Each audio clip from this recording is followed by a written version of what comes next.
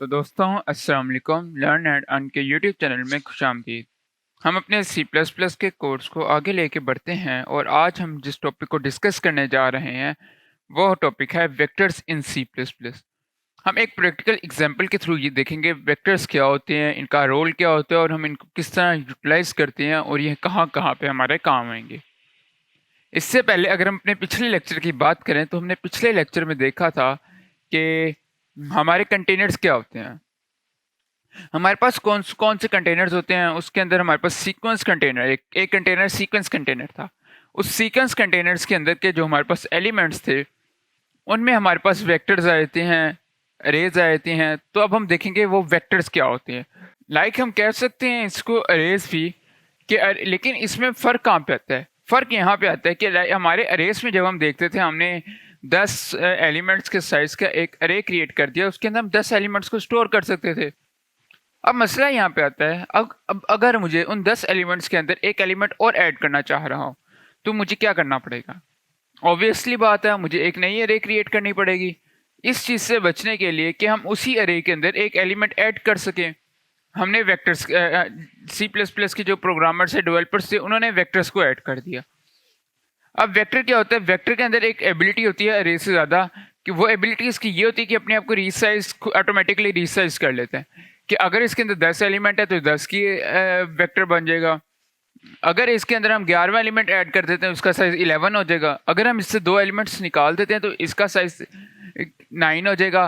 तो ये अपने आप को इसके अंदर जब भी हम कोई एलिमेंट इंसर्ट करें या डिलीट करें तो ये ऑटोमेटिकली अपने आप को रीसाइज कर लेते हैं। और जो इसकी स्टोरेज होती है वो हमारा कंटेनर हैंडल कर रहा होता है, जो कि हमारे एसटीएल का एक मेजर पार्ट है। कंटेनर हमने देखा था, कंटेनर, एल्गो, आइटरेटर्स। तो अब जो होता है ये वेक्टर्स भी हमारे एरेज की तरह कंटिन्यूस स्टोरेज प्रोवाइड करते हैं हमें, जिसको हम आइटरेटर्स के थ्रू एक्सेस कर सकते हैं। आइटरेटर्स हमने देखा था कि हमारे पास पॉइंटर्स की तरह के एक रेफरेंस वैल्यूज होती हैं जिनके जिससे हम पॉइंटर्स के थ्रू किसी भी एलिमेंट को एक्सेस कर सकते हैं, उस तरह हम आइटरेटर्स के थ्रू भी एक्सेस कर सकते हैं। तो अब हम जल्दी से इसको प्रैक्टिकल तरीके से लेके जाते हैं, किस तरह हम इसको कर सकते हैं। तो हम चलते हैं अपने वेक्टर की तरफ। तो सबसे पहले मैं क्या करूँगा, मैंने एक ऐसे फंक्शन लिखा स्टार्टर के थ्रू। स्टार्टर हमारा एक कोड स्निपेट है। अब इसके अंदर मैं क्या लिखता हूँ, इसके अंदर मैं अपना वेक्टर का सिंटैक्स लिखता हूँ कि हमारे वेक्टर का सिंटैक्स क्या है। वेक्टर का सिंटैक्स लिखने के लिए सबसे आप पहले लिखेंगे वेक्टर। वेक्टर लिखने के बाद आप एंगुलर ब्रैकेट्स लगाएंगे और उन एंगुलर ब्रैकेट्स के अंदर हम लिखते हैं इंट, जिसे हम टेम्पलेट्स में नहीं करते थे। आपने एंगुलर ब्रैकेट्स लगाई, उसके अंदर आपने डेटा टाइप लिखी और डेटा टाइप लिखने के बाद अच्छा, इसके साथ मैं आपको एक और बात बताऊँ, आपने ऐसे ही नहीं लिखते ना, आपको वेक्टर्स लिखने के लिए एक हेडर फाइल की ज़रूरत है। तो पहले हम एक हेडर फाइल ऐड कर लेते हैं। तो हेडर फाइल हमारी होगी हैश इंक्लूड वेक्टर। तो वेक्टर की हमने एक हेडर फाइल इसके अंदर इंक्लूड कर ली और देखिए अब हमारे उसको एरर्स भी खत्म हो जाते हैं। तो इसका सिंटैक्स से हम लिखेंगे वेक्टर और उसके बाद जो डेटा टाइप आप देना चाह रहे हैं, जस्ट लाइक हमने टेम्पलेट में किया था, वो लिखेंगे। और उसके बाद आप अपने वेरिएबल का नेम लिख देंगे। लाइक मेरे वेरिएबल का नेम है, कुछ भी मैं देता हूँ, मैं एस टी लिख देता हूँ।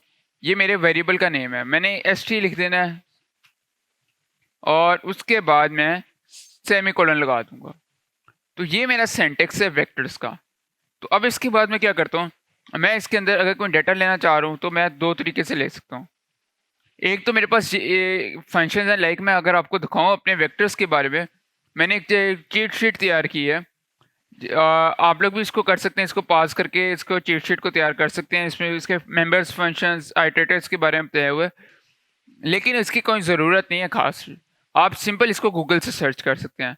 तो ये चीट शीट हमारे पास ये बताती है कि अगर तो मैं क्या काम करना चाह रहा हूँ, मैं अगर किसी भी एलिमेंट को अपने वेक्टर के एंड पे ऐड करना चाह रहा हूँ तो मैं पुश बैक का फंक्शन यूज़ करूँगा। अगर मैं किसी भी वेक्टर को कोई चीज़ असाइन करना चाह रहा हूँ तो मैं असाइन का मॉडिफायर यूज़ करूँगा। अगर मैं कोई चीज़ डिलीट करना चाह रहा हूँ तो मैं पॉप बैक यूज़ करूँगा, तो मेरा लास्ट एलिमेंट उस वेक्टर में से डिलीट हो जाएगा।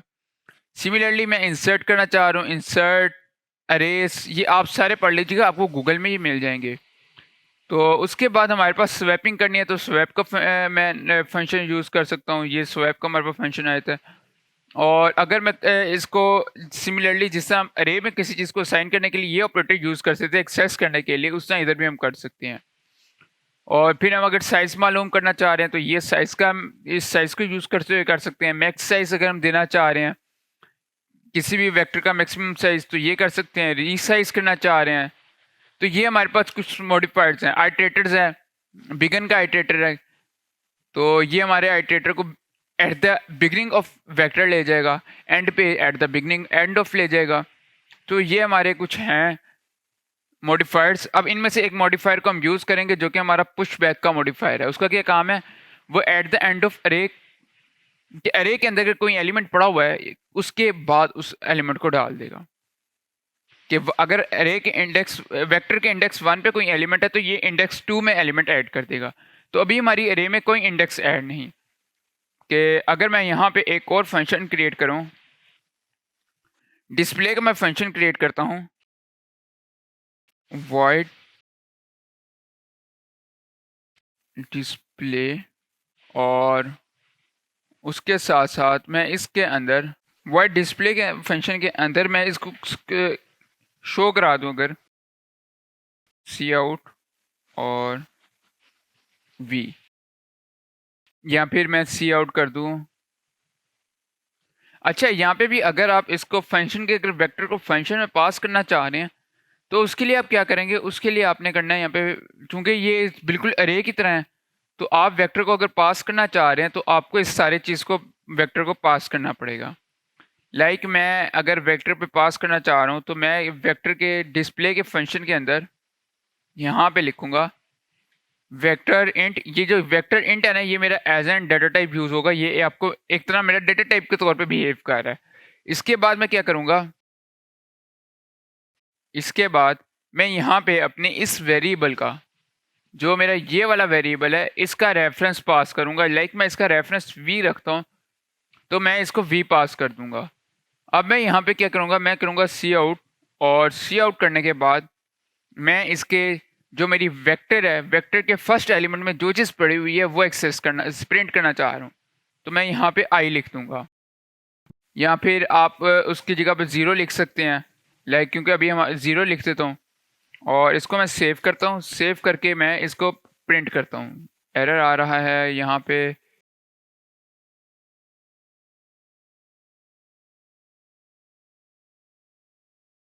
मैं इसको प्रिंट करता हूँ। तो देखिए हमारे पास कुछ भी डिस्प्ले करने को नहीं था, तो उसने कुछ भी डिस्प्ले नहीं किया क्योंकि हमारे पास ज़ीरो में कुछ पड़ा ही नहीं हुआ। अब मैं यहाँ पे एक फंक्शन लगाता हूँ जो कि हमने देखा था, जो कि हमारे पास था।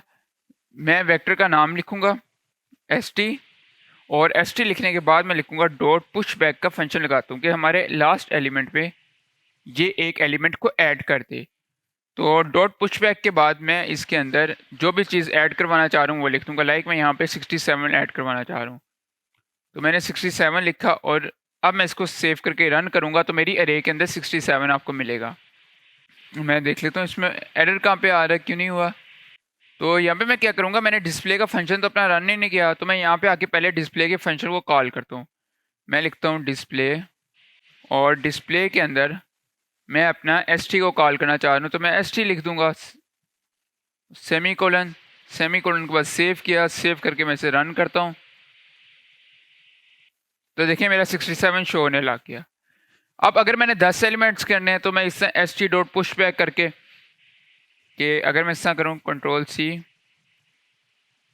कंट्रोल वी करके नेक्स्ट एलिमेंट में 7 एंटर करना चाह रहा हूँ तो मैं 7 कर सकता हूँ। तो उसके साथ साथ मुझे यहाँ पे भी करना पड़ेगा, कंट्रोल वी करके मैं यहाँ पे इसके फर्स्ट इंडेक्स को एक्सेस करना चाह रहा हूँ। सेव करता हूँ, सेव करके रन कर देता हूँ, तो ये मुझे प्रोवाइड करेगा 677, जिसमें 67 मेरा फर्स्ट है और 7 मेरा सेकेंड एलिमेंट है। तो क्यों ना हम ये काम अपनी लूप के थ्रू भी कर सकते हैं। तो मैं यहाँ पे अपनी लूप लगाता हूँ, एक मैं लगाता हूँ फॉर की लूप लगाता हूँ, for int i is equal to 0, i less than r equal to, अब less than r equal to में हम क्या देंगे? अगर तो हम अपने इसको साइज पीछे से प्रोवाइड कर रहे हैं, यूज़र से ले रहे हैं, तो हम वो साइज इसको दे देंगे, वरना हम जो भी हमारे इसका साइज होगा वो दे देंगे। यहाँ पर मैं अगर यहाँ पे देता हूँ, मैं साइज इसका 5 देना चाह रहा हूँ।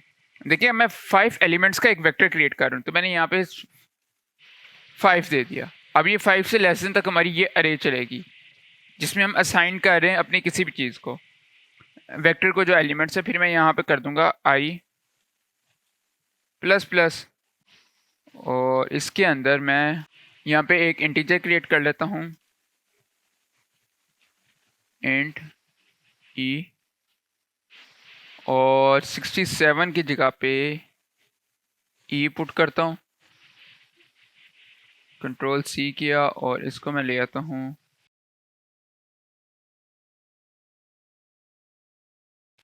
सिंपल। मैंने एक छोटा सा काम किया है, मैंने कुछ भी नहीं किया, मैं यूज़र से भी वैल्यूज़ ले सकता हूँ।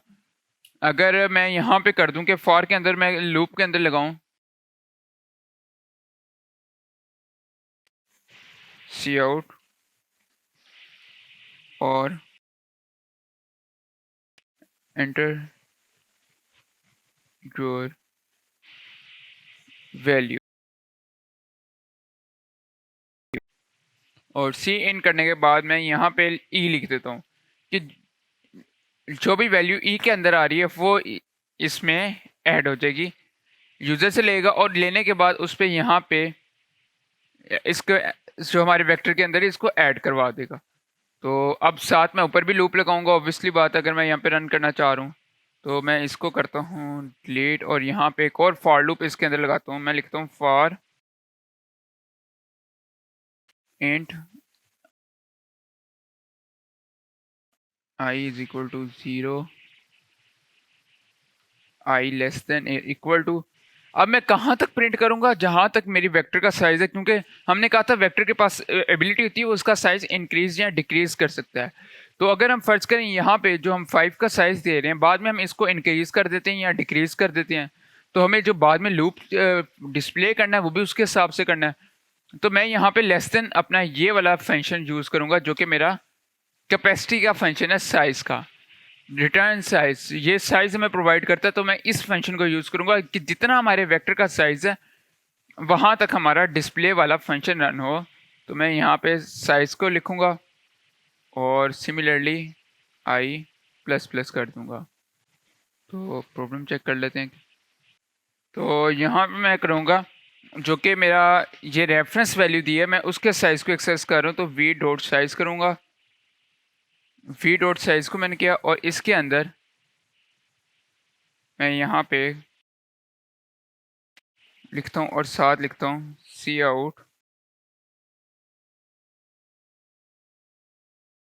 स्लैश एन हेलो डिस्प्ले, और ये मैंने अपना सी आउट का फंक्शन लिख दिया। अब ये मेरा तब तक चलेगा जब तक इसका साइज़ नहीं ना आ जाता कि अब मेरे पास क्या एरर आ रहा है। मैं इसको सेव करता हूँ। तो अब हमारे पास जो एरर आ रहा है वो एक तो हमारे पास ये आ रहा है कि हम यहाँ पे फंक्शन चूँकि लिख रहे हैं तो स्मॉल ब्रैकेट्स लगाएंगे। इसको मैं सेव करता हूँ। सेव करके मैं इसको रन करूँगा।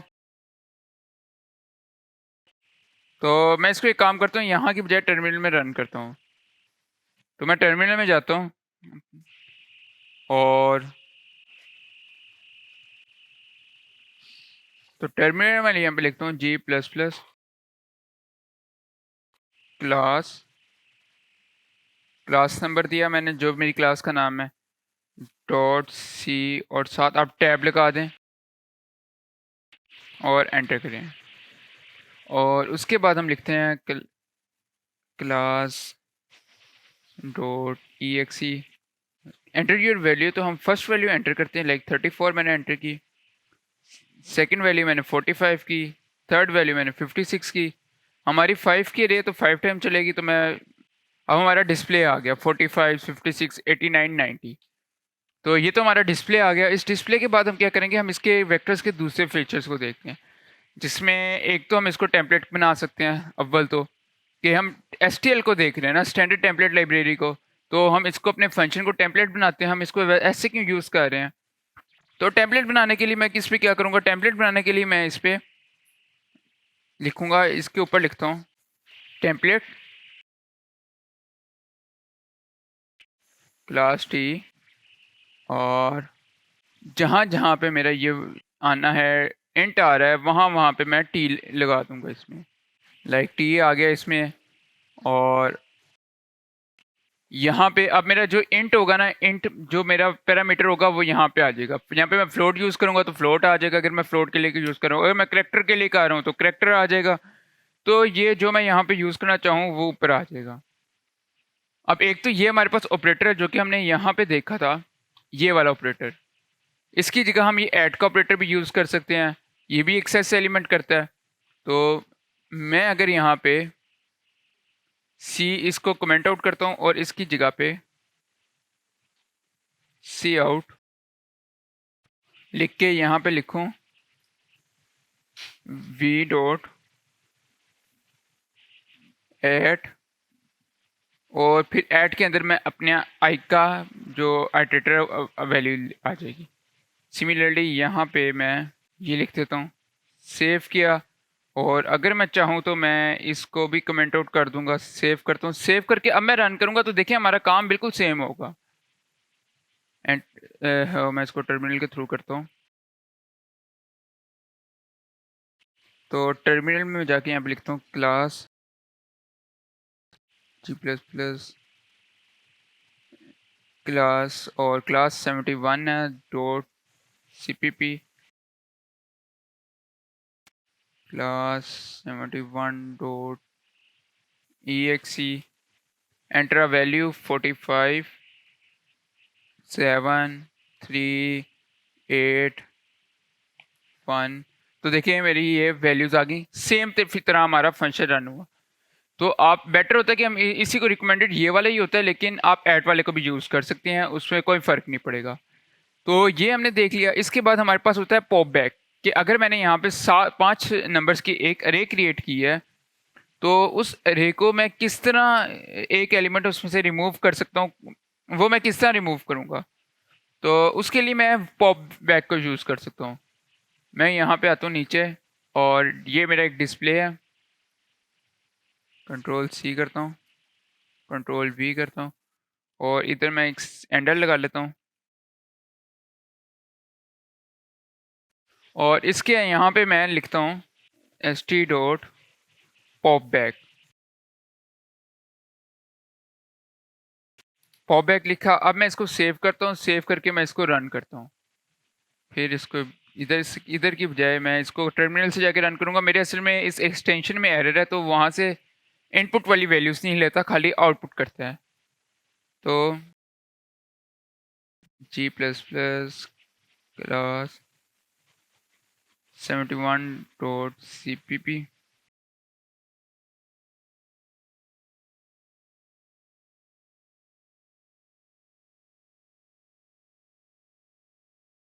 exe वैल्यूज़ एंटर करता हूँ 1 3। तो देखें जो मेरा पॉप बैक वाले फंक्शन के बाद जो मेरा डिस्प्ले हुआ उसके अंदर मेरी 4 आई।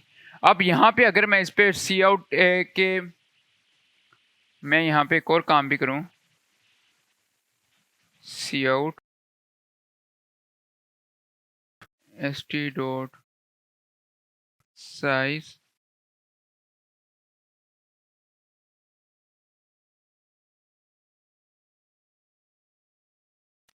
Class 71 dot CPP class 71 dot exe।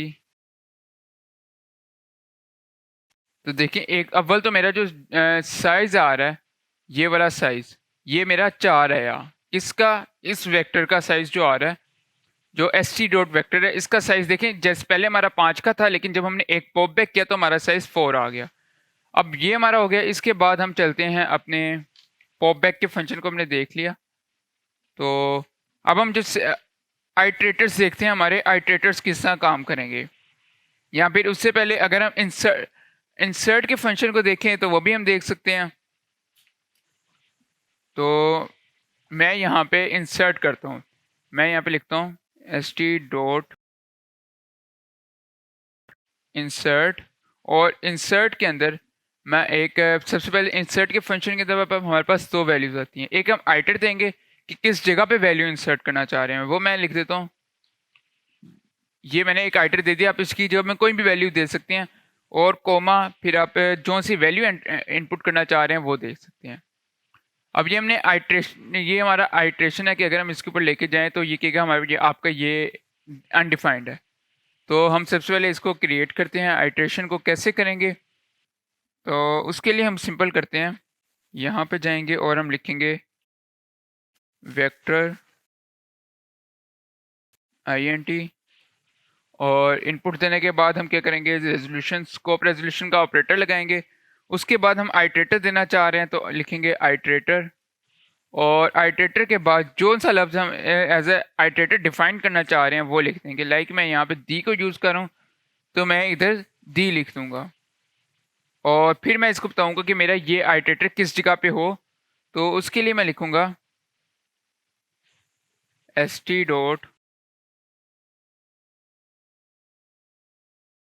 Dot begin, कि ये मेरा जो आइट्रेटर होगा ये शुरू में ऐड हो।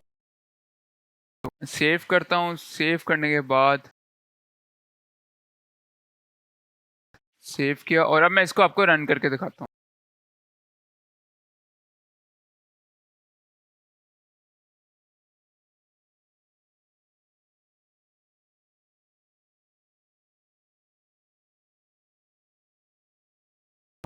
तो यहाँ पे पहले मेरा 67 ऐड हुआ, फिर मेरा 3 4 5 6 7।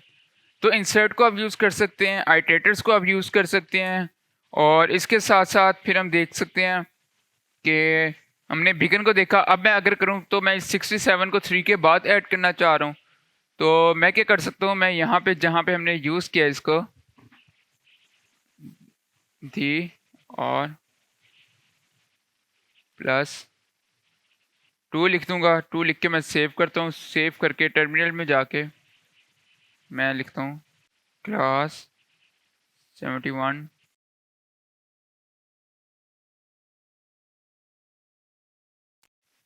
यो, मैंने इसको वो नहीं किया था।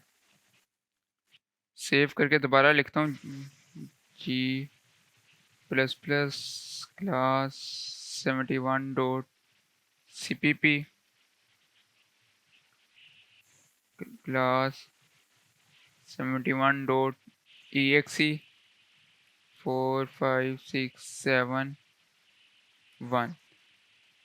तो ये नहीं काम किया, मैं देखता हूँ इसमें कहाँ पे हमारे पास एरर किधर आया, इसमें +2 आया। तो मैं इसको सेव करके एक बार दोबारा रन करता हूँ, शायद कोई एरर देखते हैं हम इस पे। G++ किया और उसके बाद class 71 dot cpp class dot exe 3 4 5। तो देखिए हमारे 2 के बाद ये ऐड हो गया है। तो इसी तरह हम इस पर +3 कर दें तो 3 के बाद ऐड हो जाएगा, +4 कर दें तो 4 के बाद ऐड हो जाएगा। अब मैं क्या करूं, अब मैं चाह रहा हूं कि ये इस 67 के 2 के बाद, मेरे 2 एलिमेंट्स के बाद 4 दफ़ा 67 ऐड हो, फिर मेरी कोई और वैल्यू है। तो मैं यहाँ पे 4 लिखूंगा और कोमा लगा दूंगा। अब जितनी दफ़ा यहाँ पे मैं 6 लिखूंगा 6 दफ़ा ऐड हो जाएगा, 7 लिखूंगा 7 दफ़ा ऐड हो जाएगा। सेव किया और मैं इसको बार बार इधर आया हूँ, class 71 dot C class 71 dot E 4 3 2 1 21 आ गया 8। तो देखिए 4 दफ़ा मेरा 67 ऐड हो गया। तो इस तरह आप जितनी मर्जी कॉपीज ऐड करना चाहते हैं आप वो यहाँ पे इनपुट दे देंगे, वो उतनी कॉपीज आपकी इनपुट कर देगा। तो अब यहाँ पे अगर हम देखें कि लाइक अगर हम यहाँ पे बात कर रहे थे अपने सबसे पहले मेन पे इस जगह पे, ये अब मेरा इसमें मैंने कोई value enter as a parameter नहीं ले रहा, कुछ भी नहीं कर रहा। कि अब मैं इसकी अगर करूँ कि एस टी के साथ मैं इसको कमेंट आउट करता हूँ और इसको भी एक बार कमेंट आउट कर देता हूँ, और मैं क्या करता हूँ मैं यहाँ पे लिखता हूँ एस टी और इसके बाद मैं लिखता हूँ 6,8, सेव करता हूँ। तो आप देखें इसने 6 दफ़ा 8888 प्रिंट कर दिया। अब ऐसा क्यों है, इसमें जो सी वैल्यू आप प्रिंट करना चाह रहे हैं कितनी अपनी मर्जी के टाइम्स में वो यहाँ पे लिखेंगे और पहले जितने टाइम आप इसको प्रिंट करना चाह रहे हैं वो लिख देंगे। लाइक मैं यहाँ पे 3 लिखता हूँ, 3 लिख के सेव करूँ तो ये 3 दफ़ा 8 को प्रिंट कर देगा। यहाँ पे मैं अगर कह लेते हैं 8 की जगह कुछ और लिख दूँ तो वो प्रिंट कर देगा। तो ये हमारे थे वेक्टर्स। मैं उम्मीद करता हूँ आपको वेक्टर्स की समझ आई होगी, और उसके साथ साथ आपने काम करना है कि ये जो एलिमेंट्स है ना इनमें से किसी ऐसे फंक्शन पे आपने काम करना है, ऐड करना है इस प्रोग्राम में जो मैंने अभी तक नहीं किया हुआ। तो उम्मीद करता हूँ आपको वेक्टर्स की समझ आई होगी। तो आज के लिए इतना ही, मिलते हैं अगली वीडियो में, तब तक के लिए खुदा हाफिज़।